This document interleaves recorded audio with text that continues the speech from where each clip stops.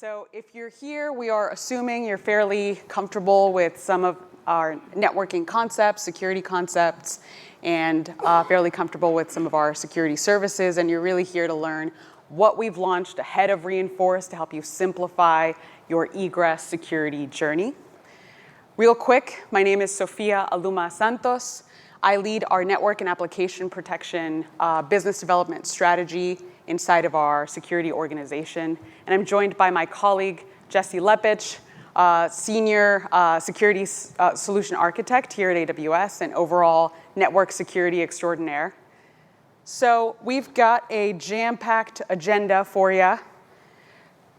We'll touch on, real quick, some of the industry challenges that we hear when we're talking to folks at scale from a network perspective. We'll touch on, what we see from a customer journey perspective. We'll walk through why Egress security matters as a way to implement layered network defense in depth. We'll do a quick primer on the native security services that are in scope for the discussion that we really want to unpack from a guiding principles, best practices, and new capabilities that we've launched here this week. We'll walk through the idea of setting up your egress strategy according to some of our best practices as we've come to know them when we're working with our customers. And we'll wrap it up. So real quick, what are teams and network security teams telling us as they implement their overall network architecture? Obviously, there's an ever-evolving need to keep up with the threat landscape as it evolves, as it matures, as it changes. All this in hand with having to meet compliance regulations. Companies have a complexity of architectures and presence around the globe. So having to meet global data sovereignty regulations or in-country type of compliance, geofencing, federal industry type of compliance needs. All of this takes a toll on teams from a manual overhead, resource bandwidth, and skill perspective.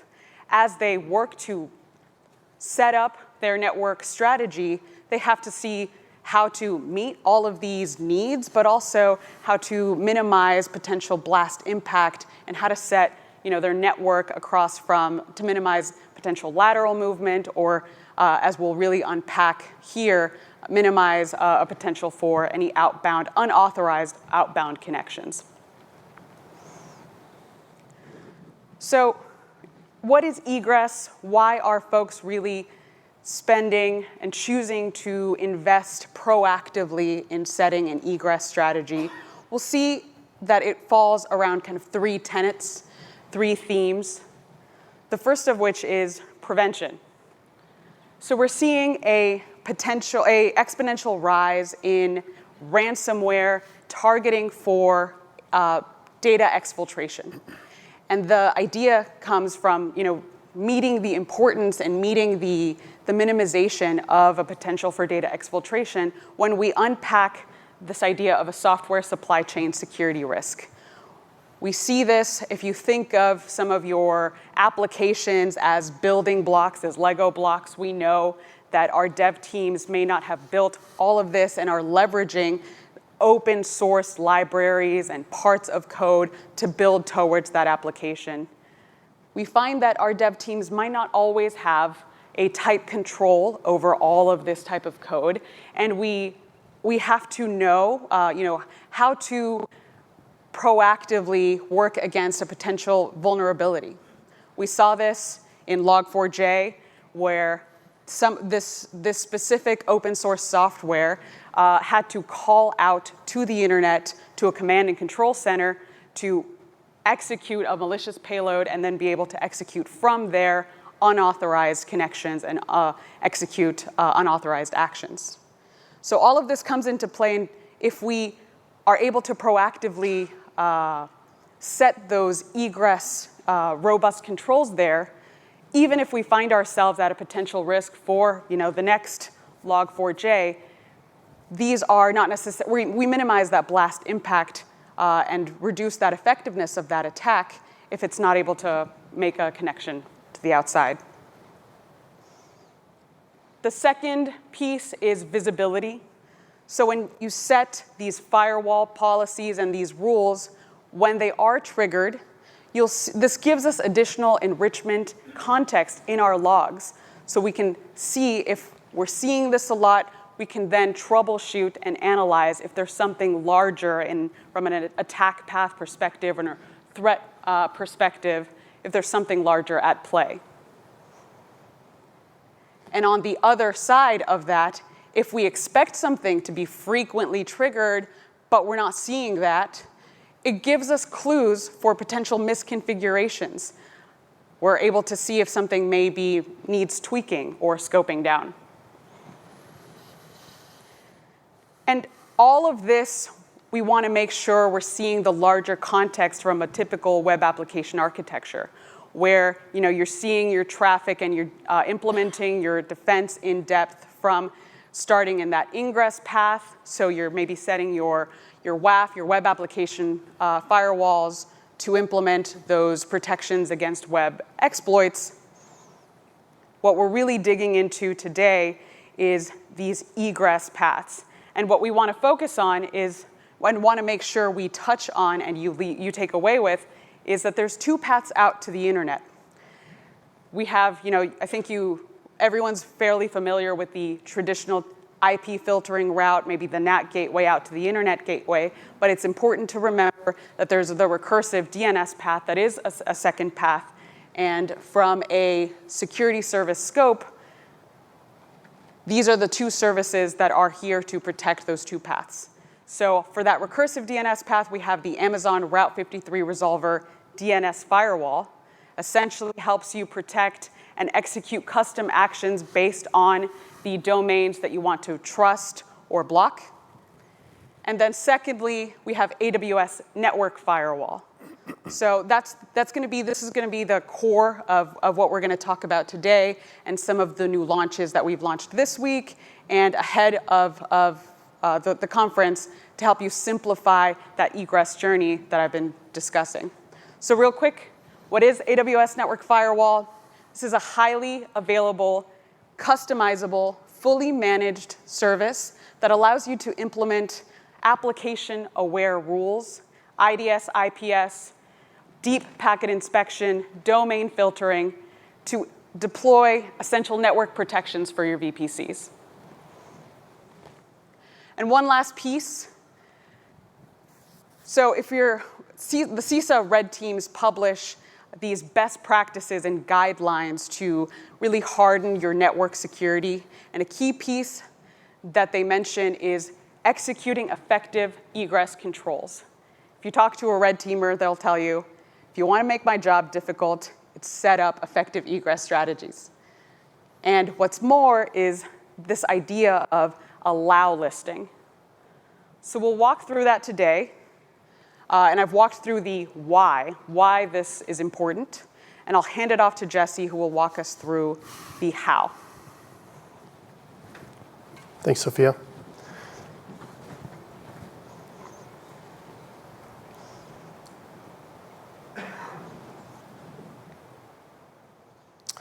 Hi, everyone. I'm Jesse Lepich. I'm a security SA with AWS. I work with a lot of our largest customers on egress security deployment strategies, best practices, and really helping them get to where they want to be, which is how do we reduce risk across our network in a way that's safe and not going to hinder our application's legitimate behavior. So thank you very much for choosing to spend time on this important topic. We do see customers getting a lot of value out of even some very minimal egress security controls end up having outsized value. So before we dive in, we try to keep in mind that while we're thinking about egress security, there's a lot of different security controls we could spend time on, right? And so we don't want to over-index on any single control. We want to make sure that we're spreading our engineering time and being smart about how we invest that. So as we think about that, we try to focus in on what are the highest value items that we can do first, et cetera, and then not get too hung up on trying to make that perfect on day one, right? We want to take an iterative approach. So I put WAF on here. It's a common area that customers intuitively know. If I have an application published to the internet, I probably want to put WAF on it. That's great. You could spend a lot of time trying to make your WAF configuration perfect. It's likely that it makes more sense to move on to other security controls. So we really want to take an approach that considers the full spectrum of comprehensive defense in-depth security across all the controls. And we'll find that these in-depth complement each other very well. So the first thing that comes up with customers is they will say, should I use an allow list or a deny list on my egress controls? And this is very common. Allow list sounds very appealing from a security perspective. Deny list tends to be really easy. So which one should I use? Well, in real world deployments, you probably want to use both. And so we'll walk through how to prioritize that, how to think about which tools, which strategies help first. And if you think about this, you're probably very familiar with least privilege from the identity side. IAM, you go into it and you configure privileges for certain access patterns across certain services. And all of that is allow list. I'm not just letting anything happen across my identity, right? I'm narrowly saying these things can happen and maybe within this service it's a little bit wider than this other service. And then I also have this other construct called SCPs that are my deny list. And so both of these together can complement each other to have the list of things you're allowing, and then some guardrails on top of that to say, even within what is allowed, there are certain scenarios where I want to maybe deny certain things that might be higher risk. And so taking this approach and adopting it and applying it to egress network connections is really what we are working towards with customers. If you think about the identity, we would never say that every identity or any identity can do anything they want across everything, right? But oftentimes as we think about egress security on the network, that ends up being the starting point. So we do believe it's important to start early and to start getting those controls in place and getting value out of that. In the cloud, we have a particular advantage in that most workloads are fairly predictable. The network behaviors that come out of those workloads, we usually know kind of like 80, 90% on day one before we even examine the logs. We kind of know what they need to do to perform their job. And so we are utilizing that advantage to be able to say, hey, quickly, we can put in some guardrails to make sure that we're reducing risk in a way that's safe for those applications. In terms of guiding principles, leveraging multiple layers of defense is a big one. We want to use these security controls to complement each other, looking for quick wins, not getting too hung up on trying to make every individual configuration perfect on day one, but taking an iterative approach where we do the basics, we take advantage of the security risk reduction of those basics, and then we move on further along the journey to try to tighten things down, make things more narrow, more secure, without impacting the legitimate application behaviors. And then this big one that I'll talk quite a bit about is this idea of a generous domain allow list. This is a default deny strategy that reduces a lot of risk, but in a way that helps customers be able to manage that firewall policy easily over time. So we'll walk into a little bit deeper these three different modes here. So starting with deny list. Deny list is very common because it's easy to do. Within network firewall, we have AWS managed signatures and managed rules that we keep up to date on your behalf. We work with our partners like Proofpoint to add additional threat intelligence to these rules. And we also announced today that we have our own proprietary AWS security we're integrating here as well that I'll dive deeper into. These tend to be easy to implement, very quick, fast, easy, low risk in terms of blocking legitimate connections. And they add a lot of context to your logs. So if you see something being blocked through the deny list, AWS managed rules, not only do you know this thing was blocked, but it's going to give you a description as to why it's being blocked. And so your incident responders, your threat hunters can look for these signals, can combine these signals, and use those to be able to prioritize which workloads maybe they need to spend more time investigating. There is sort of a downside to deny list, right? It's not perfect. It does not reduce risk as much as an allow list.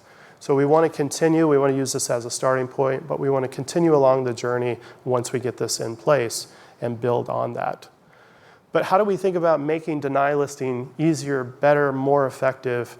We recently announced today, actually, that we are integrating our own proprietary AWS threat intelligence into network firewalls deny list capabilities.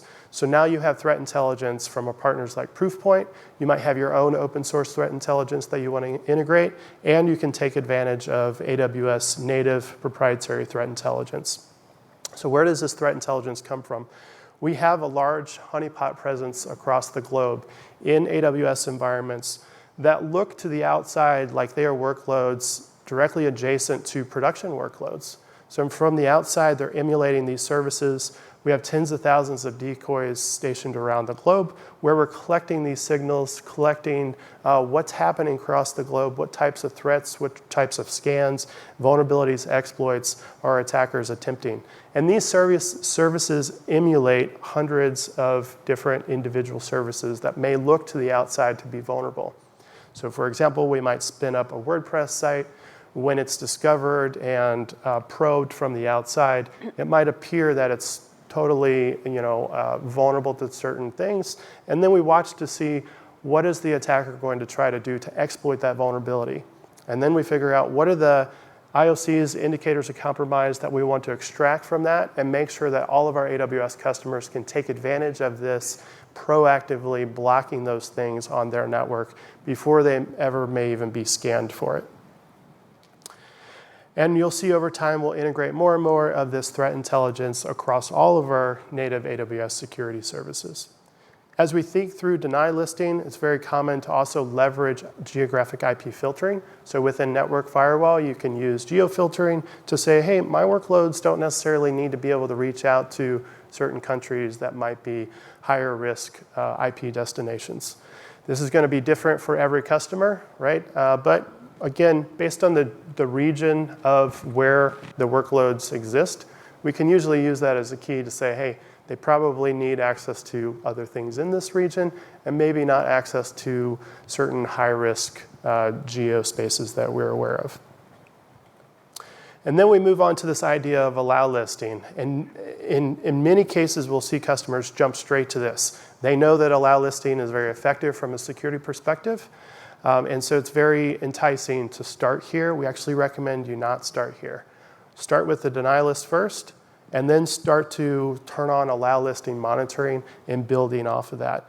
But we do have some customers that will say, hey, I explicitly want to be here. I need to get to a strict allow list for certain reasons, compliance concerns, et cetera. We can help with that as well. And so I'll show you tooling that helps you get there. But there are considerations for this. It does reduce the most security risk because the scope of what is possible is now very narrow just by default. It can help teams enforce change control procedures. So some of our customers will say, if any network behavior, any application behavior changes across my network, that should have to be approved through our change control process. And so they'll proactively block those things until a ticket is put in and approved and documented. And so strict allow list can really help with that. It's not usually a good place to start. It can be cumbersome at first. It can be challenging to manage these rules over time. So you do want to be mindful of these considerations because it does have a higher probability of blocking legitimate connections. So if you're going to implement this, you really need to stay on top of and have mechanisms in place internally to show you that, hey, something new popped up on the list and we need to evaluate that. So we also, moving on from this allow list idea, we know that allow list can reduce a lot of risk surface, but the question is, how do we use it in a safe way to where we don't have to worry about legitimate applications being blocked? And so we kind of have this idea of a generous allow list that gives some wiggle room for our applications, but in a safe way. So combining the idea of the deny list with a more open, a more generous allow list can be very effective because you get the best of both worlds, right? I get this default deny policy, which says that a lot of things are just going to be blocked by default. I get to know that my deny list is in place, and so if I happen to make my allow list maybe a little bit broader, if something bad happens inside of that allow list spectrum, the deny list rules are going to kick in and protect me. And so this helps us get to a spot where we feel more safe and comfortable spreading and opening up the allow list to allow certain safe things with regex, right? So where I can say there's certain domains that maybe the subdomains are okay, right? And so we'll walk through some strategies there. This has excellent security risk reduction, and it's much, much easier to manage over time. And so again, we would make sure that we're taking a mindset of iterative approach. We'll make this better over time, but let's start with a deny list. Let's then move on to a very generous allow list. Let's look at our logging and see, are there places where we need to scope that down further? Does that sound familiar to anyone who's maybe worked on identity? This is a similar approach that we take with identity policies where we say, hey, at first, especially in a dev environment, I want to allow maybe a wider spectrum of what can happen, document it, log it, and then later scope those policies down, especially if they're going to be moved into production. All right, so what does this really look like? At a high level, conceptually, we tend to build our generous allow list and deny list out like this, where at the top we would have our AWS managed rules that are helping with the deny list. So this is threat intelligence, both from our partners and from active threat defense, which is threat intel that comes from our internal honeypots. Again, kept up to date for you. So it's our job to make sure that as new threats are evolving, as new indicators are discovered, we automatically, very quickly add those to your blocked rules if you're taking advantage of the managed rules. Blocking those high-risk known bad destinations, right? Then we would move on from there to start putting in some custom deny list rules. High-risk geo-IP locations. I can name the ones that kind of show up in the news. You have some ideas there. But you would be surprised how effective this can be. I think as security professionals, we would look at this and go, well, maybe the attacker changes the geo. That's possible. They could do something like that. But in the real world, we see time and time again that they do the thing that's easiest. And oftentimes those things have indicators like, easy to identify, easy to block things like strange geos. Same for high-risk top-level domains. So there's great research out there that shows there's certain top-level domains that are much, much higher risk than others. And so we can leverage that. Again, one of the advantages we have in the cloud is the workloads are typically fairly narrow in their behavior. It's usually fairly predictable. In a lot of cases, it's not humans doing a lot of different things. It's an application doing specific things over and over again. And so top-level domains that are known to be high risk are fairly easy and safe to put blocks in really early. Same with high-risk ports. There are certain ports that, Sophia mentioned Log4j, where there was a common set of ports used by Log4j exploitation, and those ports are basically used by nothing else legitimately. So why not put those on our deny list?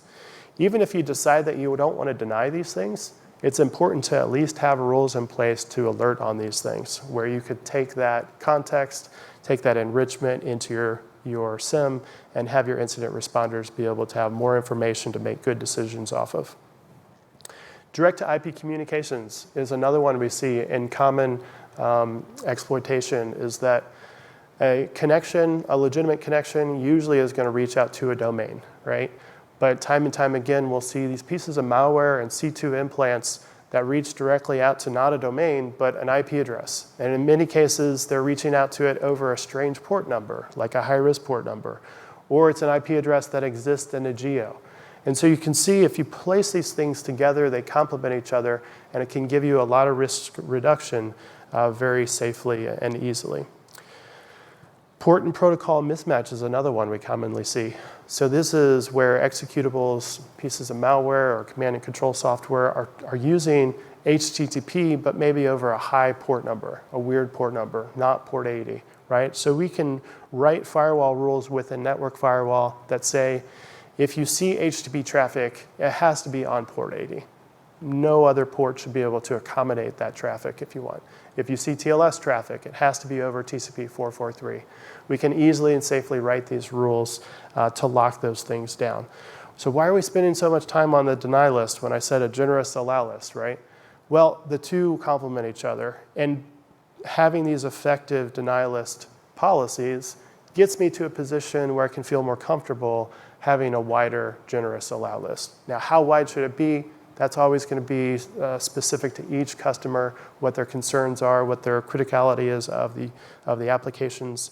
But some things we've seen customers do is maybe allow list all of .gov.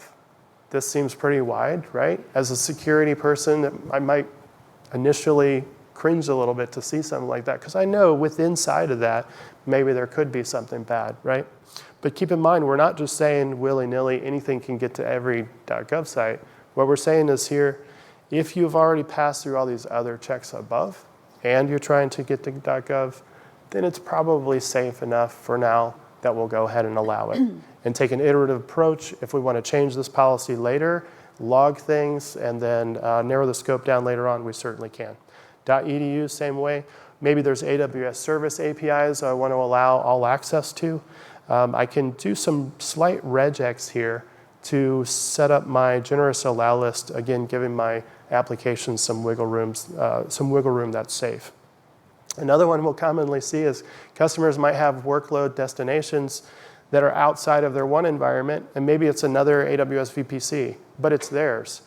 And so it probably isn't worth spending a lot of time initially blocking access to your own resources just because they happen to exist in an on-prem environment or another VPC or another cloud environment. So go ahead and be a little bit more generous with allowing access to your own resources. And same idea with trusted partners. There's some partners you work with that you might trust a lot. There's other partners that maybe you don't trust as much. But the ones that you do trust a lot, go ahead and initially be very generous with how you allow that traffic so you can monitor it, so you can log it, and you can scope it down later. And so some features that we have launched recently within Network Firewall that help with this allow list is the automated domain list feature. This is an ability to go into the firewall and turn it on into a traffic analysis mode where we just, without even setting logging up on the firewall, which we encourage you to do, by the way, but let's say you're just initially deploying the firewall, you haven't really decided how you're going to do your logging, where you're going to send it to. This feature you could turn on day one to say, I want to turn my firewall into logging, a learning mode, and it will generate a report of all the domains being accessed across HTTP and HTTPS for you. And that report looks like this. This is for no additional charge on Network Firewall. It'll generate these reports spanning a 30-day period, so you can see what's happening across this firewall in terms of the domains that are being accessed. Very valuable, because now I don't have to know how to interpret my logs. I don't have to have additional tooling in place to gather all this information. We just bubble it up automatically in the console for you.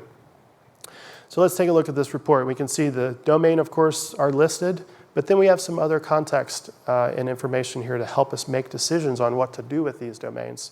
So access attempts, I can sort by all of these columns. I can see that this first domain is being accessed a lot of times. And if I move on to the next column, I can see the unique sources that are accessing that domain.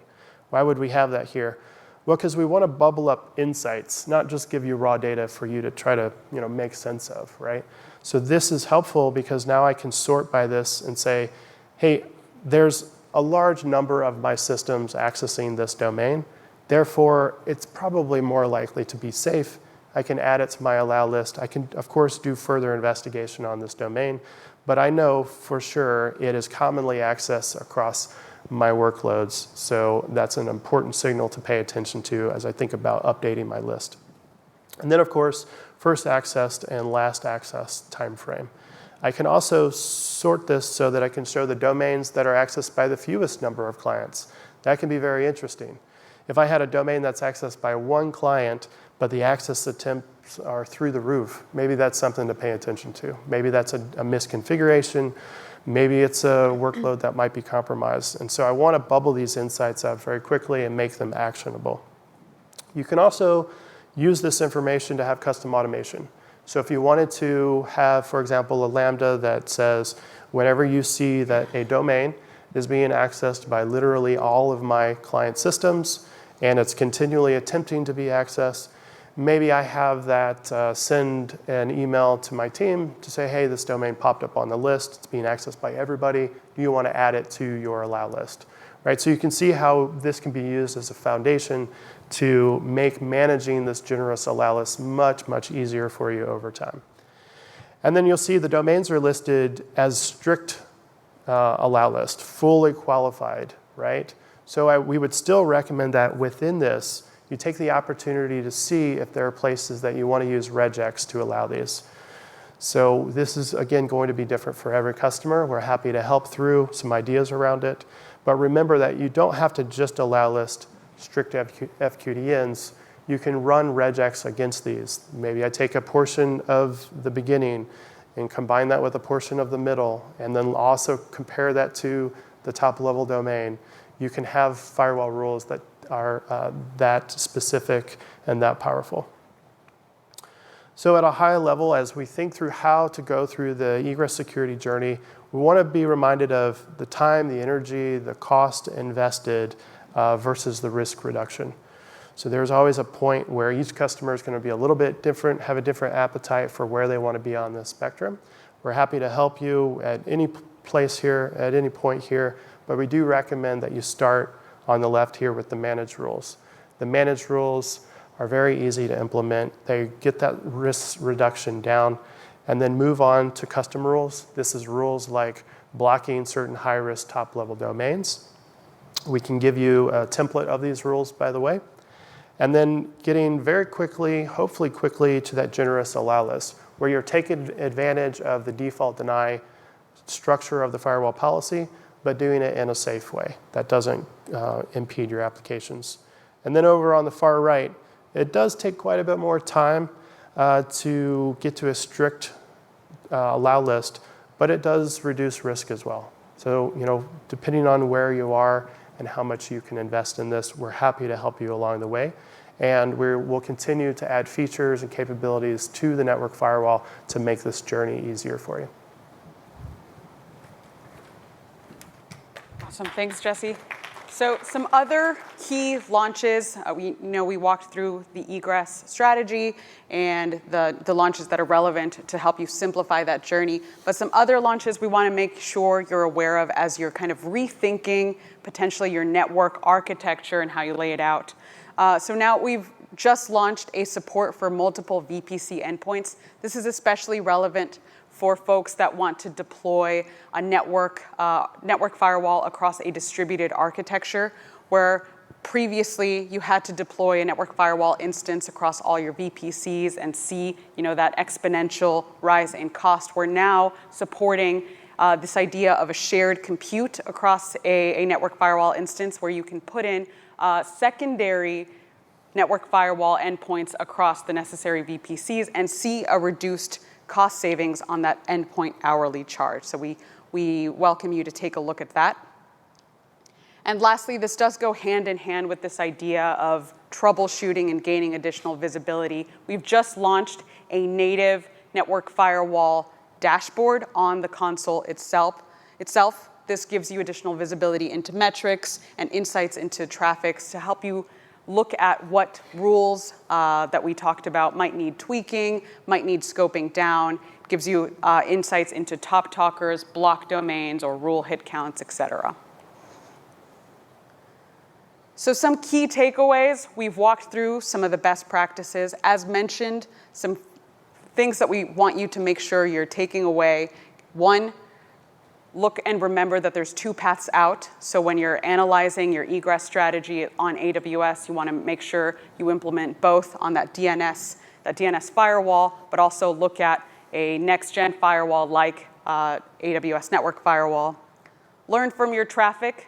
Use the capabilities that we've launched and we continue to launch to get that insight and scope down, detect misconfigurations, learn from your traffic, leverage that automated domain list feature that we talked about, that native dashboard, to help you build towards that general allow list, and leverage the latest. The managed rules, active threat defense managed rules, and some of our partner managed, other managed rules that we have, and some other capabilities that we've launched, like the geographic IP filtering and others. So thanks so much for your time and coming out and spending this great session with us. Let us know what you thought on our survey, and here's some of our contact information if you ever want to reach out with some of questions. We're here, we'll stick around, and have a great rest of your conference.